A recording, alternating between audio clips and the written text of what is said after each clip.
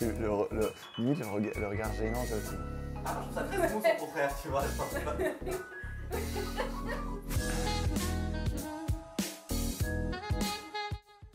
Salut, c'est Jérémy Guillot. J'ai deux business. J'ai une agence LinkedIn où j'accompagne les entreprises sur la plateforme LinkedIn à faire de la prospection, des publications, de la publicité et à se former. Et le deuxième business où j'ai notamment utilisé les compétences de ce premier business énormément pour le développer, c'est de la formation à l'IA et à ChatGPT. Alors pourquoi est-ce qu'on est là aujourd'hui ? Tout simplement pour apprendre un maximum de choses sur la prospection et que je vous donne plein de conseils pour réussir vos campagnes de prospection sur LinkedIn. Alors la première chose pour prospecter, c'est qu'il faut avoir notre cible bien définie. Si on parle à tout le monde, on parle à personne. Si on cherche à atteindre tout le monde, on n'atteint personne. Donc la première chose, c'est tout simplement de savoir qui est son persona, comment est-ce qu'il se définit, quels sont ses problèmes, quelles sont ses caractéristiques comportementales pour ensuite aller le trouver. Donc dans cette étape, moi ce que je fais maintenant tout le temps avec mes clients, avec les personnes qu'on forme aussi, c'est qu'on les aide avec ChatGPT. On a créé un GPT adapté pour définir son persona et pour comprendre comment le trouver sur LinkedIn avec notamment des requêtes booléennes. Dans le détail, qu'est-ce que ça donne ? On va aller sur ChatGPT, on va ouvrir le GPT qu'on a créé qui nous permet de définir le persona. Le GPT va nous poser des questions. Donc par exemple, qui est votre persona, comment est-ce qu'il se caractérise, la taille de l'entreprise, le secteur, le niveau hiérarchique, les points de douleur, les peurs, les frustrations, etc. Donc plein de questions sur le persona et l'utilisateur va répondre à ces questions et derrière ça va nous créer un profil de persona ultra détaillé. Et ça va nous permettre deux choses. Une, de le trouver, parce que quand on a ces caractéristiques, on peut bien le segmenter sur LinkedIn, que ce soit en recherche classique ou en recherche avancer avec le Sales Navigator. Et deuxième chose, quand on va l'avoir trouvé, tout simplement de savoir quoi lui dire et comment lui parler. Alors la méthode la plus traditionnelle pour trouver son persona, c'est tout simplement de se poser tranquillement devant son ordinateur et se dire, ou devant sa feuille, et se dire qui est la personne que je veux idéalement trouver et à qui je veux parler dans l'entreprise. Qui est le décisionnaire ou quelle est la personne qui va apporter une décision. Par exemple, dans une petite entreprise, très souvent, c'est le directeur qui va prendre la décision. Mais dans une grande entreprise, peut-être que c'est le CEO qui va faire la dernière validation, mais au final, c'est le directeur marketing qui va apporter le besoin au CEO qui va ensuite prendre la décision de valider. Donc, il faut d'abord se poser, avec ou sans ChatGPT, il faut se poser et se dire toutes les caractéristiques pour bien segmenter mon persona, quelles sont-elles? L'idéal, c'est d'avoir déjà une base de clients. Si on a 10-20 clients, où on imagine les 10-20 clients idéaux, quels sont leurs problèmes, quelles sont leurs peurs, quels sont leurs objectifs, quels sont leurs rêves, quelles sont leurs frustrations, toutes ces problématiques qui vont permettre de mieux comprendre comment les aborder. Donc pour résumer, on a vraiment deux choses. On a le profil que l'on va définir pour trouver la personne. Donc c'est des caractéristiques qui sont le niveau hiérarchique, le type de job, la localisation, la taille de l'entreprise, etc.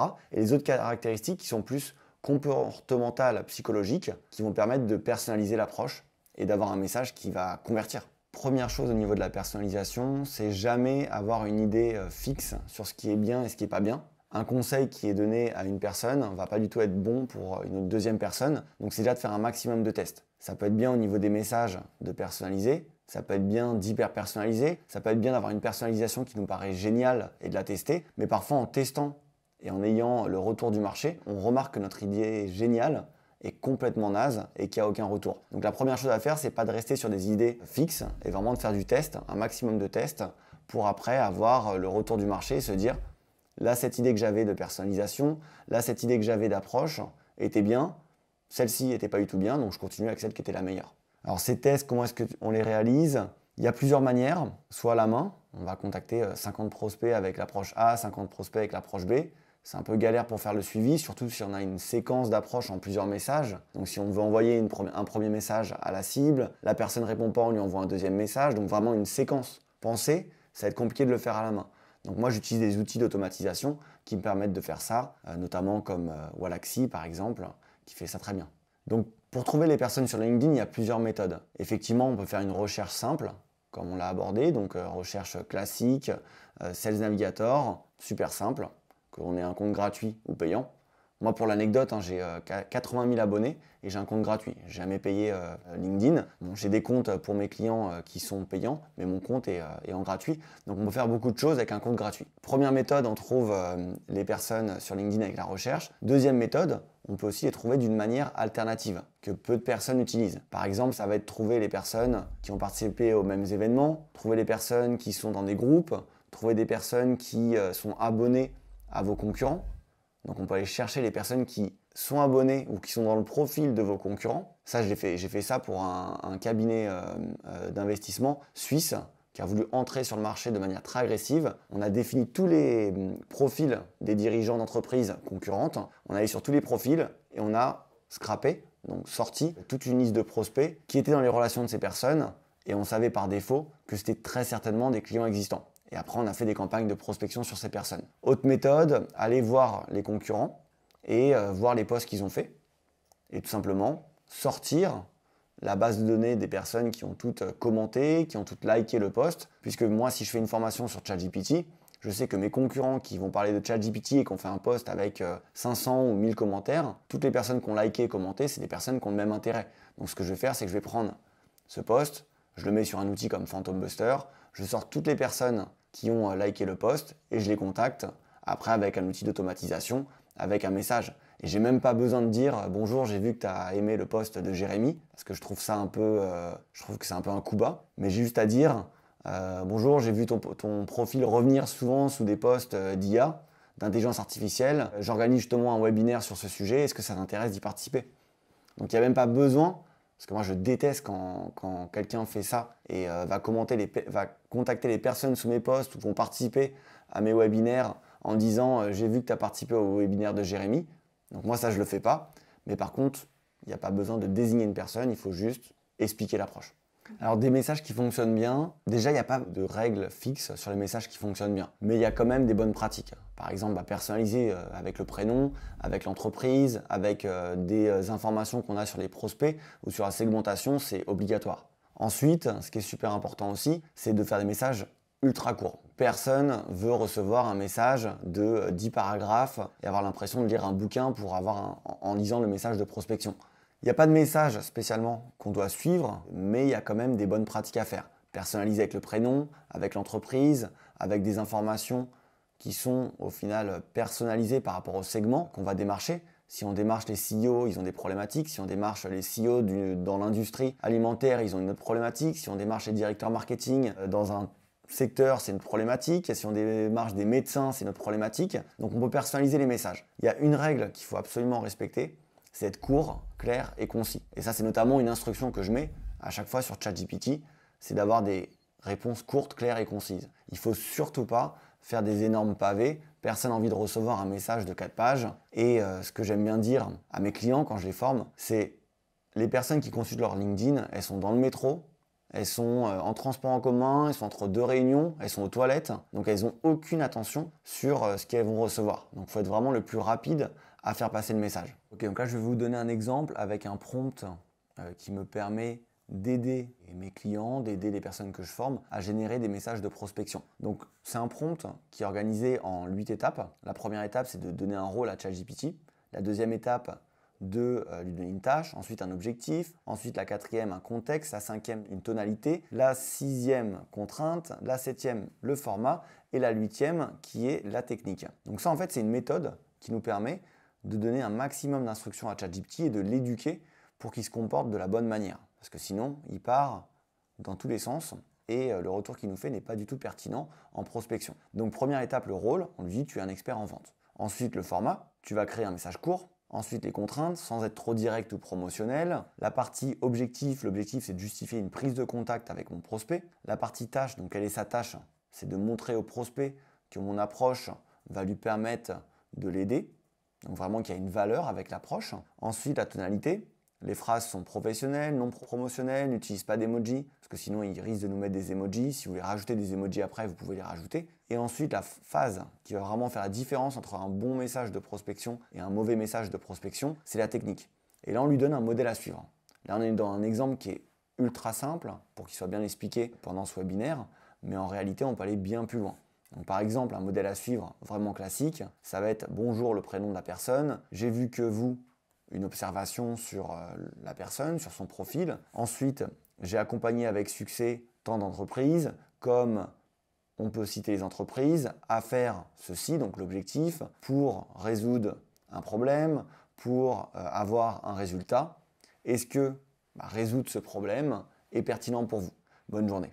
Donc là, en fait, on a plein de variables qui sont dans le message, et en donnant ces variables à ChatGPT, ça va lui permettre derrière de comprendre qu'il faut remplacer ces variables avec les informations de mon prospect. Donc ce que je fais moi avec mes clients, c'est que je leur demande de me donner un maximum d'informations sur le prospect, sur le persona. Donc là, j'ai gardé une partie contexte où on met voici les informations sur mon prospect. Et là, on va mettre toutes les informations sur le prospect. Donc on en a parlé avant. Hein. Qui est-ce qu'il est, comment est-ce qu'il se comporte, qu'est-ce qu'il pense, quelles sont ses peurs, ses réussites, ses rêves. On va donner toutes ces informations. On va mettre ce prompt en copier-coller sur ChatGPT. Et derrière, ça va nous générer un message d'approche personnalisée. Ce qui est super important, c'est qu'on a de l'aide là, de ChatGPT. Derrière, il va nous générer un message.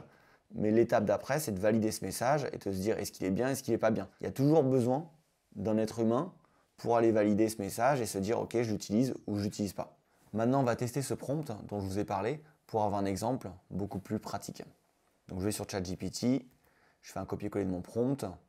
Un prompt, encore une fois, très basique, juste pour faire la démonstration. Idéalement, il faudra aller plus loin, lui donner plus de renseignements, et c'est ce qu'on fait normalement, mais bon, là, on va rester dans la simplicité pour cette démonstration. On lui donne des informations, on lui donne des variables, voici les informations sur mon prospect, et là, on va lui donner des informations sur mon prospect. Je vais aller chercher des informations que j'ai déjà. Voilà, donc là, je suis dans les informations de mon prospect. Je vais faire un copier-coller de ces informations. Donc là, ces informations qui sont adaptées, moi, à mon profil, donc en tant que formateur en intelligence artificielle et ChatGPT. Et je vais lui envoyer ces informations et il va me générer un message qui devrait être pertinent pour démarcher les personnes. Je lui ai donné énormément d'informations. Donc ce qu'on voit là, c'est que son message, il est très long. Et comme je vous ai dit précédemment, ce n'est pas intéressant d'avoir un message qui est ultra long. Donc qu'est-ce que je vais faire? Je vais juste lui dire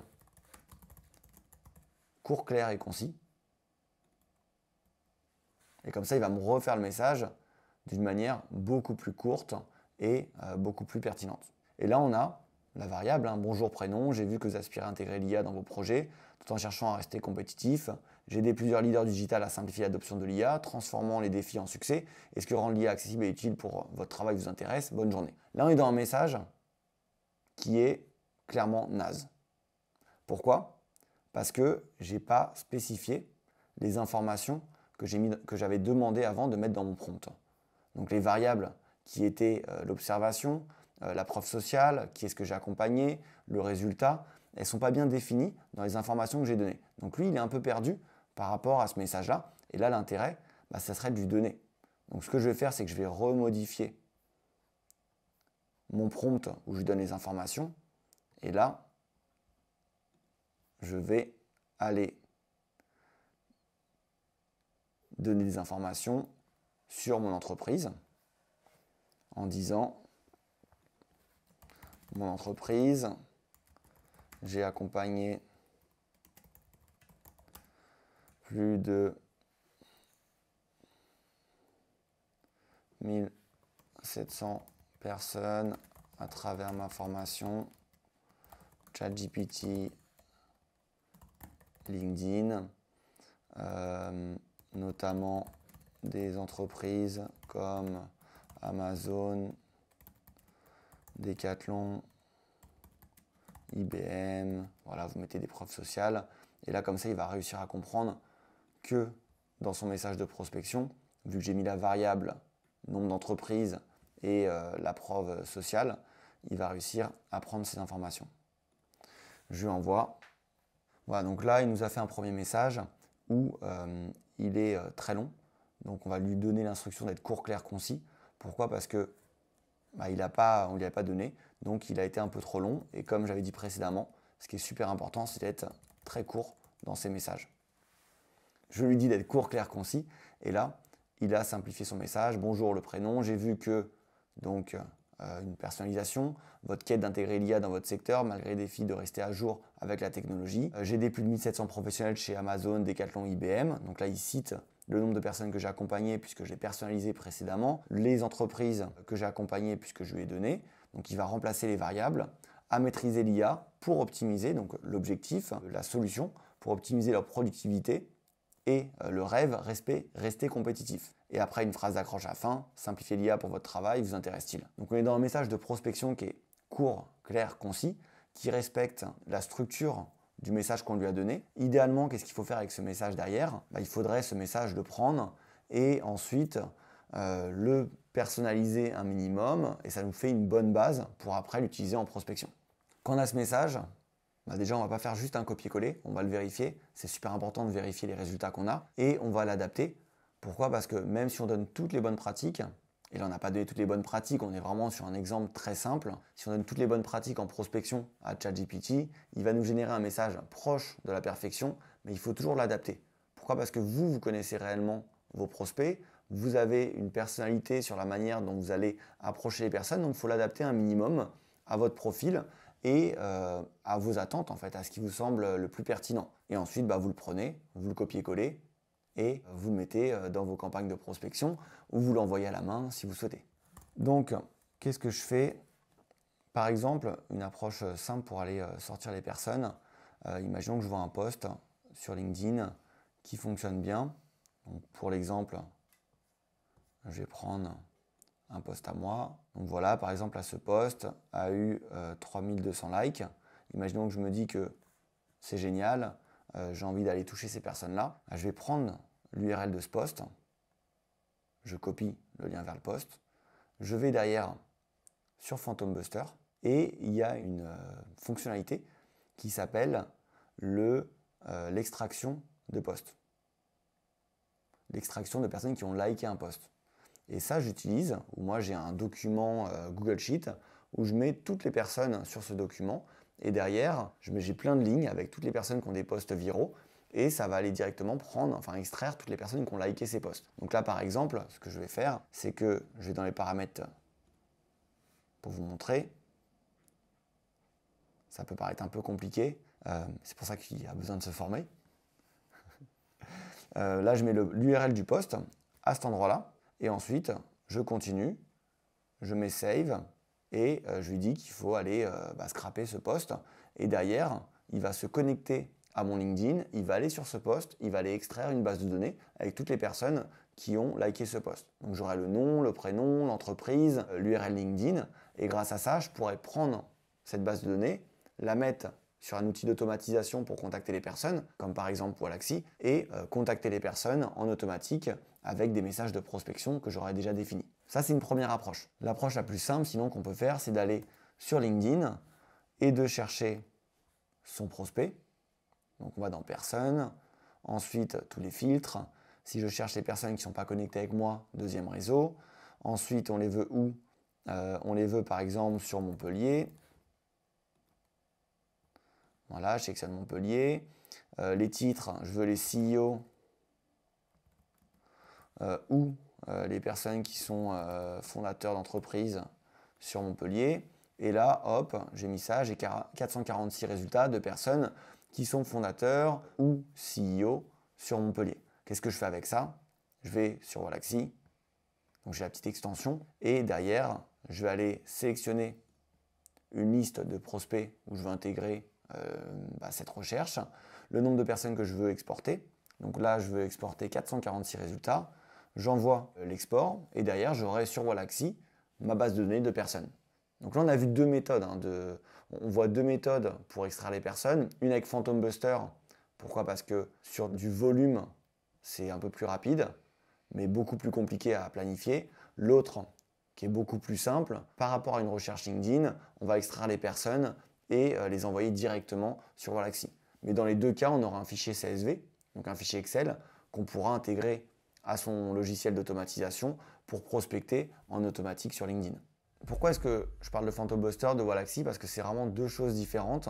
Et le point fort de Phantom Buster, c'est que vous pouvez tout faire avec. Mais aussi, le point négatif, c'est que c'est très technique et il faut une expertise particulière pour l'utiliser. Donc, si vous voulez réussir à faire de la prospection facilement, rapidement et mettre tout ça en place sans connaissances particulières, là, Wallaxy, c'est le meilleur à choisir. Alors nous, dans notre stratégie pour promouvoir notre formation ChatGPT, on a 10 comptes qui tournent. Donc on a 10 comptes qui vont prospecter en automatique notre cible. Donc on a vu précédemment comment est-ce qu'on allait trouver nos prospects, soit par des personnes qui ont liké des posts, soit par des personnes que l'on trouve, donc par exemple les directeurs marketing dans une région qui travaillent dans une entreprise de 50 à 200 personnes, soit des personnes qui font partie d'un groupe ou d'un événement. Et derrière, ce qu'on va faire, c'est qu'on va aller tout simplement les mettre sur notre logiciel d'automatisation, mais on a des limites. LinkedIn met des limites de 200 invitations par semaine. Donc on peut contacter maximum 800 personnes par mois par profil LinkedIn. Moi, ces limites ne me conviennent pas. Donc ce que j'ai fait, c'est que j'ai créé d'autres comptes. Et on a 10 comptes, tout simplement, pour démultiplier le nombre de personnes que l'on va contacter. Donc comme ça, au lieu de contacter 800 personnes, on contacte 8000 personnes par mois avec la prospection. On pourrait faire 80 000 personnes, hein. Mais dans ce cas-là, il faudrait gérer 100 comptes et c'est compliqué de gérer 100 comptes. Alors les 10, moi j'ai une équipe sur Wallaxy où j'ai les 10 comptes. J'ai un compte d'une personne qui a Sales Navigator dans mon équipe. Comme ça me permet de partager la licence Sales Navigator pour tout le monde. Et derrière, on contacte une liste particulière, donc un type de prospect par compte. Donc j'ai des comptes qui vont contacter toutes les personnes qui ont liké des posts de mes concurrents. J'ai d'autres comptes qui vont aller prospecter toutes les personnes qui ont participé à un événement. D'autres comptes qui vont par contre prospecter seulement certaines personnes, donc certains postes, par exemple le directeur marketing ou le CEO d'une entreprise de 1 à 10 personnes. Et on a donc une segmentation par compte qui est faite et on fait des tests sur les approches, sur les différentes cibles et on voit ce qui fonctionne le mieux entre les différentes cibles. Donc là on est sur l'espace de prospection d'un de mes comptes et on peut voir que sur les 30 derniers jours, j'ai eu 226 invitations qui ont été acceptées sur les 910 invitations qui ont été envoyées. Donc là c'est une campagne qui tourne depuis plusieurs mois et là ce que je vais regarder c'est quoi? C'est les taux d'acceptation. Donc j'aime bien être entre 20 et 30%.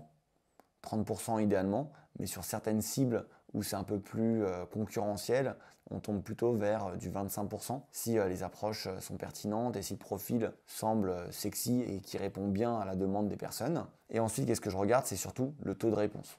Parce que le taux d'acceptation, au final, à part avoir un profil bien rempli, c'est compliqué de l'augmenter. Parfois, c'est juste avoir une tête différente. Parfois, c'est juste avoir un profil un peu différent. Mais si tout est bien mis en ordre pour avoir un bon taux d'acceptation des invitations, ce qui m'intéresse moi, c'est le taux de réponse. Et donc là, on peut voir que j'ai 38,2% de taux de réponse. Donc sur des campagnes qui là me permettent d'inviter des personnes à des webinaires et à leur demander de venir participer à un webinaire, c'est satisfaisant. Moi, j'aime mettre entre 20 et 40% de taux de réponse. C'est des taux de réponse qui sont moyens. Sur des campagnes où vraiment je pousse à la réponse, je peux monter à 70%. Mais là, sur une campagne comme ça, où j'essaye justement que les personnes ne me répondent pas trop pour juste les inviter au webinaire, 38%, c'est même limite un peu trop parce qu'après, il faut gérer ces réponses-là. Et comme j'ai 10 comptes, comme je vous ai dit avant, avoir 10 comptes avec 40% de taux de réponse, c'est un peu trop parfois. Donc là, c'est ça que je vais regarder.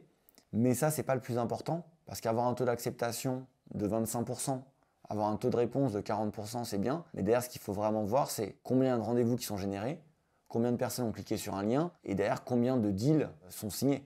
Quel est le chiffre d'affaires derrière qui est généré. Parce que c'est bien beau d'avoir un taux de 40%, mais j'ai des clients, moi, qui ont des taux de réponse de 10%, et pourtant, qui vont faire plus d'argent que des clients qui ont des taux de réponse de 50%. Et j'ai des clients aussi qui vont avoir une réponse dans le mois, mais avec la réponse dans le mois et le prospect qui vont signer par mois, ils vont signer des deals à 10, 20 000 euros. Alors que d'autres personnes qui ont des taux de réponse de 50, 60% vont avoir besoin de signer 100 deals à 100 euros pour rentrer dans leurs frais. Donc ce qui est important, c'est pas, effectivement, c'est bien pour comparer les campagnes, de regarder les taux de réponse et taux de connexion, mais derrière, ce qui importe vraiment, c'est combien d'argent rentre dans votre poche après avoir fait ces campagnes de prospection. Donc là, ce qu'on va voir, c'est comment utiliser un GPT, donc déjà prédéfini, pour créer un persona. Où là, quand c'est bien paramétré, on est un peu pris par la main pour définir son persona. Donc là, je suis sur le Persona Maker, c'est un GPT que j'ai créé avec Brice, mon associé, et je vais cliquer sur « Créer un persona pour moi ». Et là, il va me prendre par la main pour créer un persona. Donc il me dit, je vais créer un profil pour toi. Et pour ton client idéal. Donne-moi un copier-coller de ton site internet et de ton profil LinkedIn, ainsi qu'un maximum d'informations sur ton entreprise, produits, services, etc. Et je te créerai directement les 3 profils pour toi. Donc, ce qui est intéressant là, c'est qu'on n'a pas besoin de penser, enfin la personne n'a pas besoin de penser à qu'est-ce qui fait un bon persona. Il y a juste besoin de copier-coller son profil LinkedIn, son site internet, et c'est ce que je vais faire. Donc là, par exemple, je vais aller sur mon site internet, je vais faire un CTRL-A, CTRL-C, et je vais mettre à ChatGPT, voici mon site internet.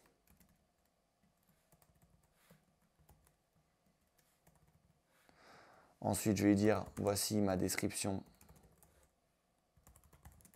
de profil LinkedIn.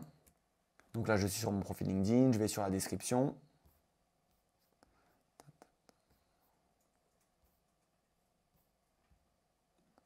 Je vais sur ma description, je sélectionne la description.